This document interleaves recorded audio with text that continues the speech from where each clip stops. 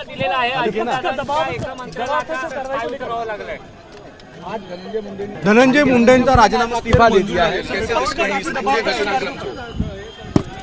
अभी मुझे पता चला है धनंजय मुंडे यांनी राजीनामा दिलेला आहे।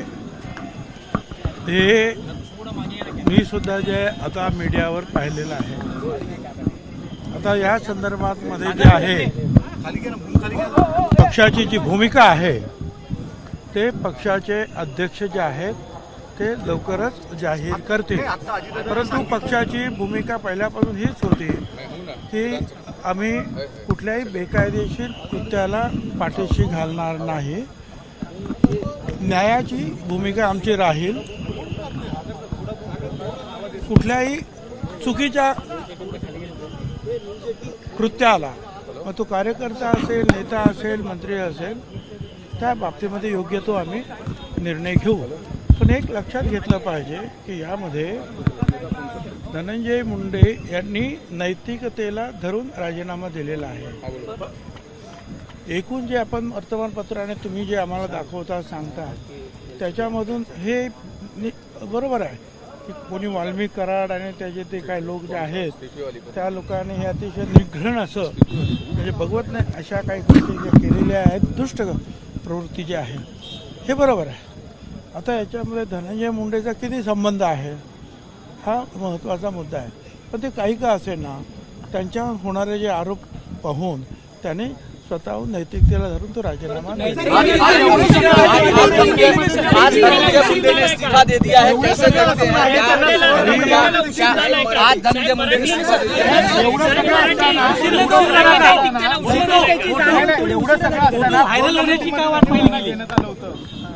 हे बघा, जोपर्यंत निश्चित काही गोष्टींच्या त्याचा उलगडा होत नाही तोपर्यंत ते मंत्रिपदावर ते त्यांना ठेवणं भाग होतं आणि त्याप्रमाणे ते ठेवलंही होतं। आणि जर ते मंत्रिपदावर योग्य असतील तर कोर कमिटीमध्ये सुद्धा त्यांना घेणं काही चुकीचं अजिबातच नव्हतं। आणि आता पुन्हा मी एकदा सांगतो की धनंजय मुंडे यांनी नैतिकतेला धरून राजीनामा दिला। त्यांचा त्याच्याशी काय संबंध आहे हे अजून पोलिसांकडून कोणीही कोर्टामध्ये कुठेही काही स्पष्ट झालेलं नाही। परंतु देखिए भाई, अब धनंजय मुंडे ने जो इस्तीफा दिया है उसके बारे में हमारे पार्टी के जो अध्यक्ष जो है वो अपनी अपनी भूमिका जो है आपके सामने रखेंगे। लेकिन जिस तरीके से ये इतने दिनों से मांग अपोजिशन कर रहा था, सदन नहीं चलने दे रहा था। देखिए, मैं अपोजिशन को गलत नहीं कहूँगा, मगर ये ऐसे जो इल्ज़ाम कई बार जो लगाए जाते हैं जिसमें जो है अगर वो आदमी का कितना उसमें जो दुष्कृत्य है उसमें उसका हाथ कितना है, उसका सपोर्ट कितना है, क्या है, कुछ भी तो मालूम नहीं है। और आज भी जो है कोर्ट में जो कागजात दाखिल किए गए हैं उसमें डायरेक्ट ऐसा कोई संबंध जो है धनंजय मुंडे के साथ नहीं दर्शाया गया है, मगर धनंजय मुंडे ने जो है अपने नैतिकता के आधार पर उन्होंने इस्तीफा दिया है, जिसका जो है हमारे पार्टी ने जो स्वागत किया। ओबीसी संघटना म्हणतायत की संघटना म्हणतायत की धनंजय मुंडेंचा राजीनामा घेतला तर आम्ही विधान भवनाला घेराव घालू, तुम्ही सहमत आहात?